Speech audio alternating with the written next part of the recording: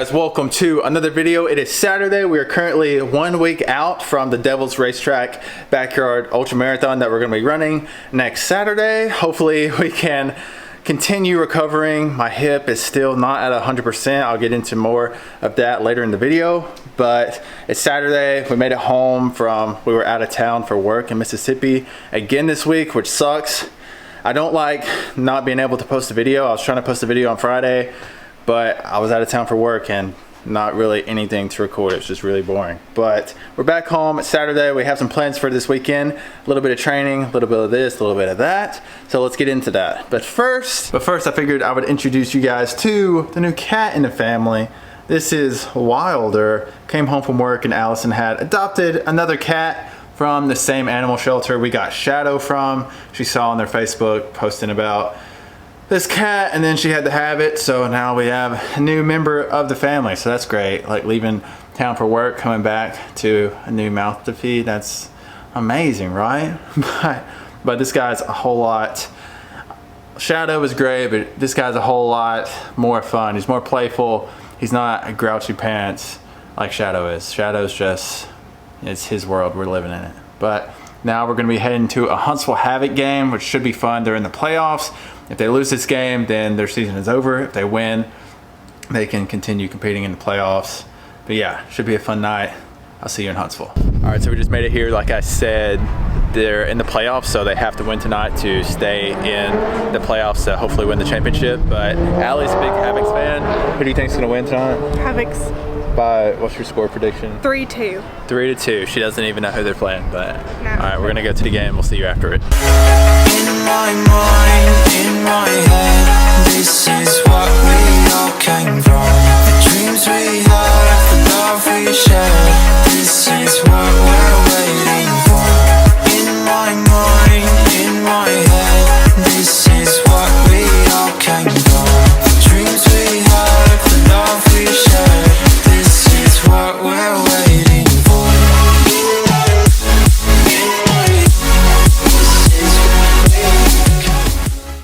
Okay, so the game ended. Unfortunately, the Huntsville Havoc lost, so there's not going to be any more Havoc games until next season. But for once, I won Chuck-a-Puck. I didn't win like the main prize, the $250 prize with the bucket in the middle, but I did win a gift card to Wahlburgers, so that's pretty cool. We went to Drake's and ate. Now we're headed home, and yeah. What do you think about the Havoc losing? I think it was so sad. I didn't see a lot of fights. That was disappointing. It was a good game. I don't know what you were watching. It was a good game. It wasn't. There were no fights, really. It was a good game. They lost, but it was close until like the last 5 minutes. But yeah, it's a nice game, a nice night. But I'm going to go home, go to bed, and I will see you guys tomorrow. That was cute!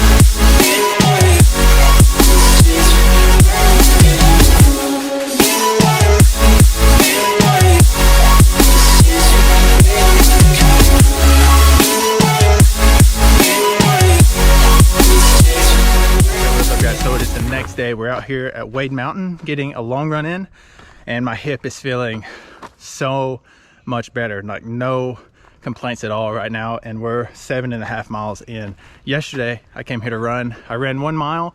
It started irritating me and just hurting, so I only got 2 miles in. Yesterday on the trail I ran 1 mile. I was like, this sucks. So I ran back to the car, only logged 2 miles, and it's been really frustrating me / depressing me because we have this race coming up, which I'm really excited about. It's gonna be a really cool race, and the format of the race is really cool, but I want to be able to do my best, and I haven't been able to run a lot this week because of my hip. Like, I'm not going to suffer through some training miles whenever it's just training miles. During the race, if it starts hurting, that's just gonna be a judgment call we're gonna have to make if I want to push through it or just end the race there, because it hurts so much. And it's Sunday right now, and before I even started this run, I only had 12 miles. So 12 miles for the week plus whatever we get today, which I'm not sure how much we're gonna get today. If my hip starts hurting, I'm gonna stop. But 12 miles this week, that's extremely low. And again, another reason I'm frustrated and kind of down on myself, because running ultra marathons time on your feet is huge. Getting high weekly mileage is pretty important so you can be prepared for the race. And I haven't had any really high mileage weeks since Lake Martin. It's been 35-mile weeks the past month since Lake Martin, and I don't know how much of that fitness I'm gonna maintain that I had before Lake Martin coming up to this race. I don't know what that branch was that just broke. Hopefully I'm not about to get attacked out here. But yeah, extremely frustrated with my hip, but today it's so much better. I never really shared with you guys how I think I injured it. I was thinking it's from working a lot now. Work has picked up insanely since it has been really slow at the beginning of the year. So I've been sitting in a harness at the top of towers for like 8 hours at a time, or 8+ hours.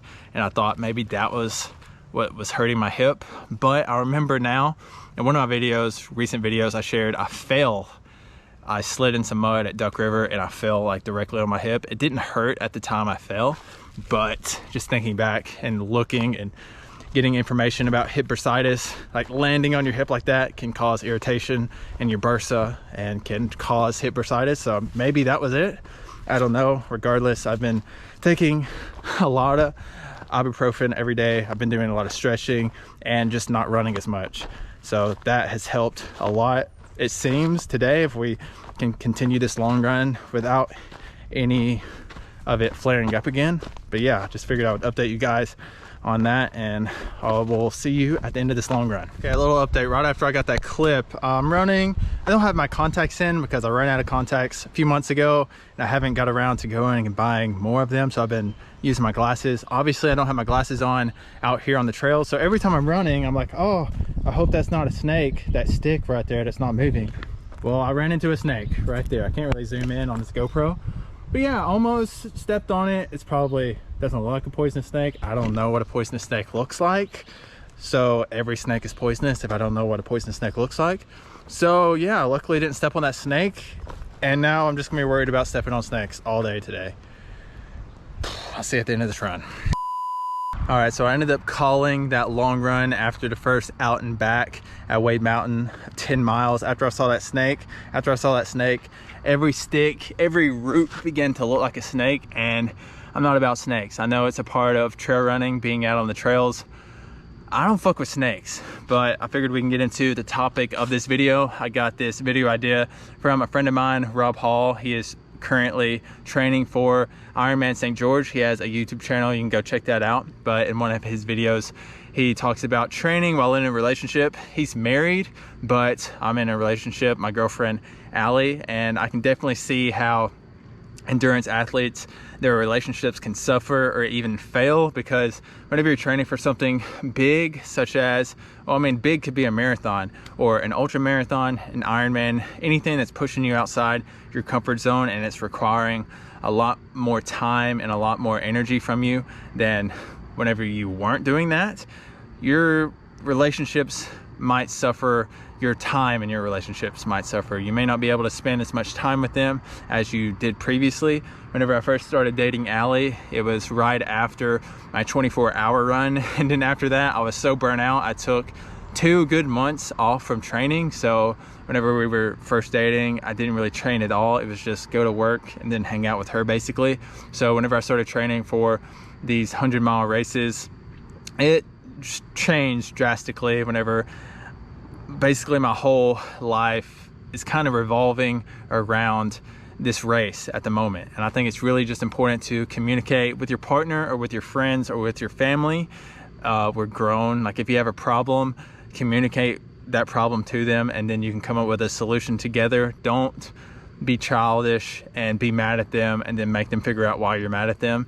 Be an adult, communicate with them. But luckily, during my relationship with Allie, she's very supportive, and she would never ask me, hey, don't go train, don't go do this, don't do that. We have had some rough spots a couple times, but that's kind of my fault. Whenever I would procrastinate, hey, I know I have a run to do today, but then I would procrastinate, and then it would be 11 p.m. and I'd be like, okay, I need to go run. And then that's never fun, because I would get home at like 12 a.m., 1 a.m., 2 a.m., and then you're gonna wake them up, and then it's just not good. And then, you know, as a guy, you know whenever your girl's not happy with you. So we worked on that. I worked on that, and then I get my shit done earlier in the day whenever I'm supposed to, and I don't procrastinate as much. I don't never procrastinate, but I don't procrastinate as much. And this can even extend to friendships too. And I think it's, again, it all comes down to communicating. Say, hey, I'm training for this race, whatever it is. It's going to take me 12 weeks, or it may take you 6 months to train for it, who knows. But say, hey, I'm going to be training for this race. It's going to take me X amount of time. Please be patient with me. This means a whole lot to me, and I would really love if you supported me. And then if they don't support you, you probably should find a new relationship or new friends, or even a new family member. Throw them away too if they don't support you. Who cares? But it's really important to just communicate. Tell them it's not going to be like this forever. I can come join you out for drinks whenever I'm done with this race, whenever I'm done with this training. But right now, I'm really just tunnel vision on this goal, and hopefully they support you, and hopefully they understand. Or otherwise, you probably, again, need to find new friends or a new relationship. But I think that's pretty much it. It's really just comes down to communicating and letting them know this is your new life now of training, of missing out on things on the weekends because you have a long run to do. That doesn't mean you have to put everything in the back seat, but you know, I enjoy coming out here and getting my long runs done. I have no interest in going out to the bar on the weekend and then feeling shitty, or not being able to go to sleep early enough to get my long run done in the morning or anything like that. I'm like so tunnel vision and so driven. I have no interest in going out and socializing, and I know that's not fair to my friends. Luckily, I don't really have friends like that anymore. I kind of pushed them aside a long time ago, and the friends I have now, the small circle I have now, they're all chasing their own thing, so that's really fucking cool. But yeah, if you're in a relationship, friendships, anything like that, and you're training for something huge like an endurance event, just communicate with them. Tell them it's not going to be like this forever. But yeah, hopefully you got some value from this video. Subscribe if you haven't already, and I will see you in the next one. This is what we're waiting